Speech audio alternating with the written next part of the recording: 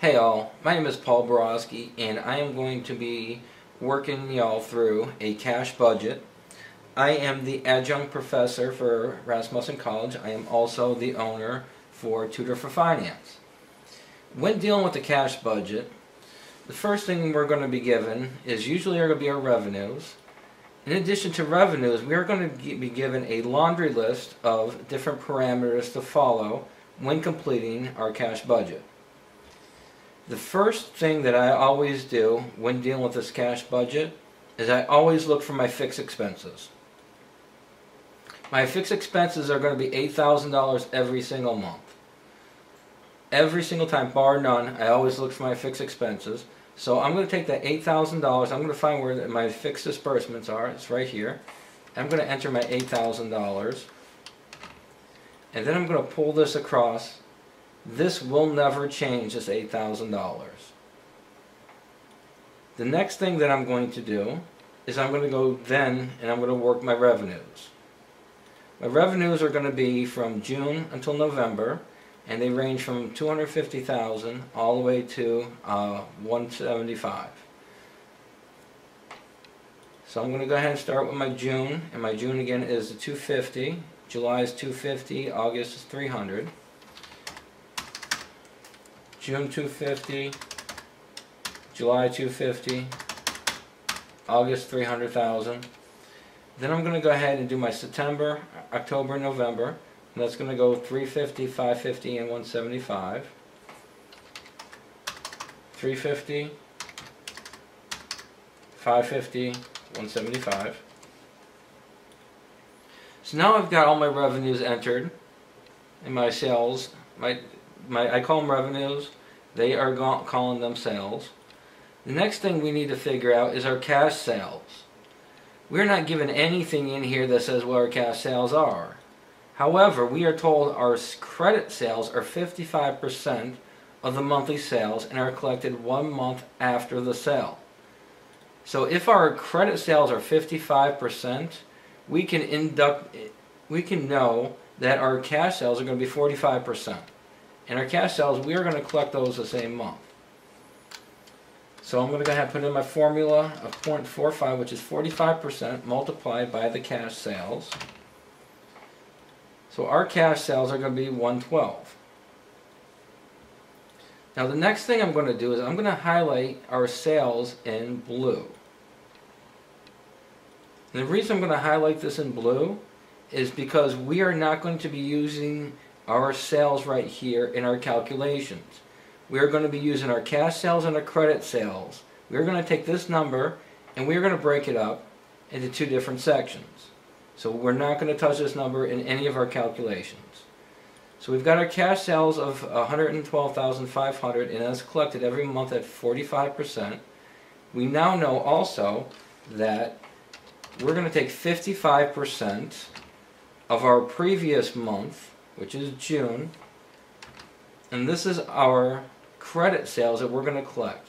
So we are going to have $250,000, we're going to make that in June. We're going to collect 45% of that the same month, which is $112,500. We are going to collect the rest of it in July, and that's the 55%. And again, I'm going to use the same tactic, and I'm going to pull it across. So what this is telling me, in August, we are going to be getting 55% of July's. In September, we're going to be getting 55% of August, so on and so forth. The next thing we're going to look at, and we're going to highlight this, we're done with this, again keep it in yellow, is our variable disbursements. So we've got variable costs, and they're 50% of sales of each month. Keyword here is going to be each month, same month.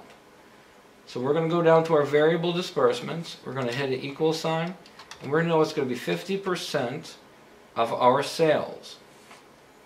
And we're going to hit enter. And again, we're going to go ahead and pull that straight across. And we're going to highlight this. Next thing we know is we're getting hit from the IRS or whatever taxes that the powers that be have felt we need to pay. And we need to pay $65,000 in August for taxes.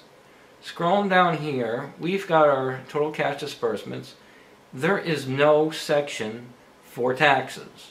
If there is no section for taxes and we are being told that we need to pay the taxes, we are going to stick that in other disbursements.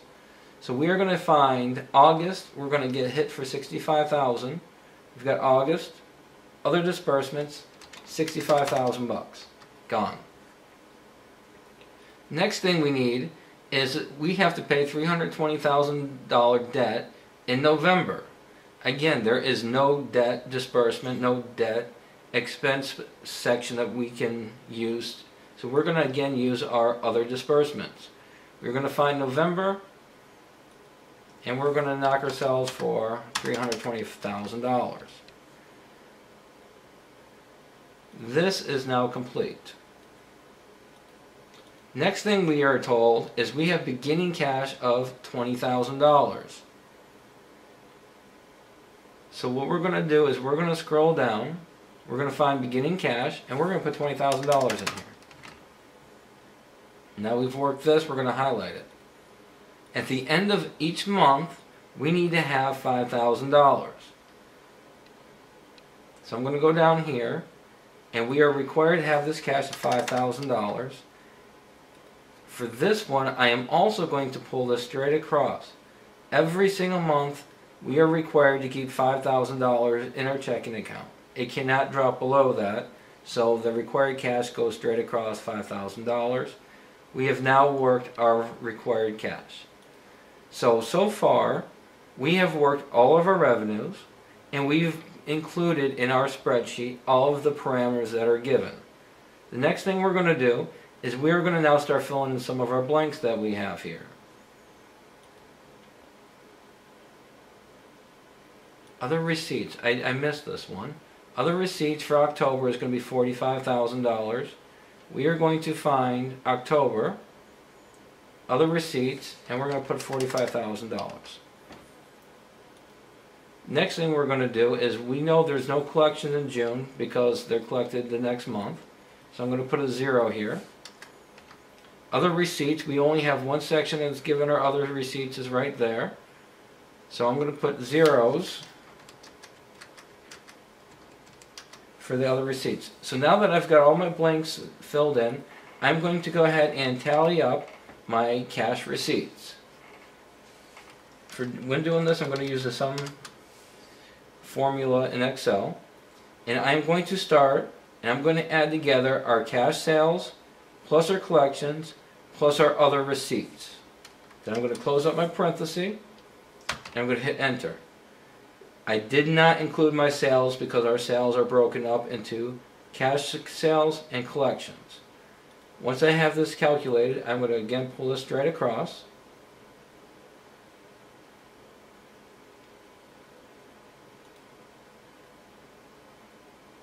Next thing what I'm going to do is I'm going to go ahead and take a look at my variable disbursements. My variable disbursements, I've got 4 open blanks. So I'm going to go ahead and put my zeros in there. And so now I've got all of my boxes filled in. So the next thing I'm going to do is I'm going to sum up, use the sum formula in Excel, and I'm going to add together all of my expenses. Close up my parenthesis, and then I will also pull this straight across. So now all of my total cash receipts are taken care of. All of my expenses are added together. The next thing I need to do is I need to figure out what is my net change during the month. In order to do that is as simple as hitting my equal sign, taking my cash receipts, and I'm going to subtract from my cash receipts my cash disbursements. And I will hit enter. This is telling me we pulled in $112,500, however we kicked out $133,000.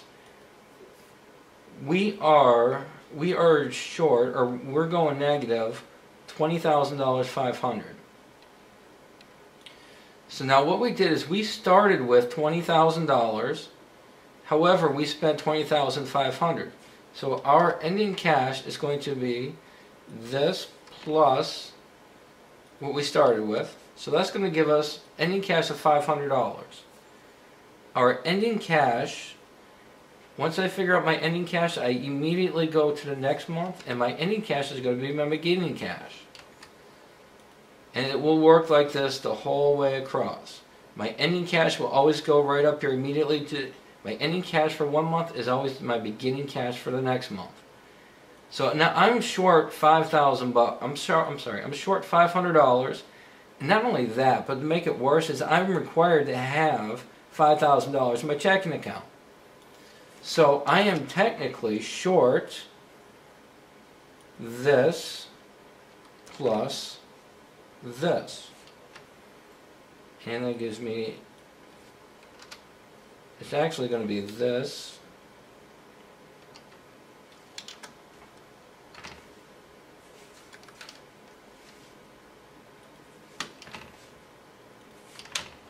I'm actually short $5,500.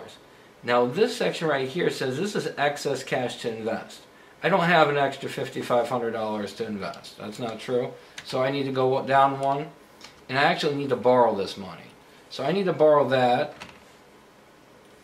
and my $500. So I need to actually borrow $5,500 just to be able to stay afloat for the next month.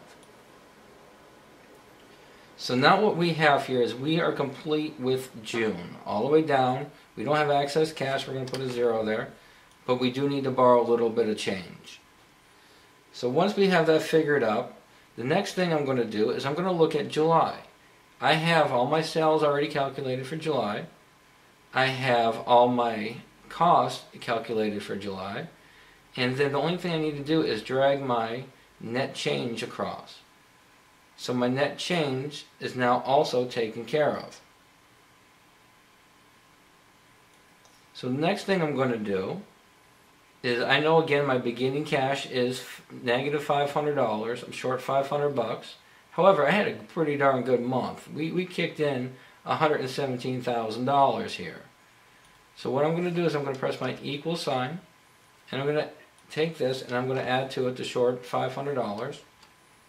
So that gives me an ending cash of $116,500. I immediately pull my ending cash to the next month. The next thing I need to take a look at is that I've got $116,000. Here's my ending cash. I am required to have the $500. So excess cash to invest is going to be this number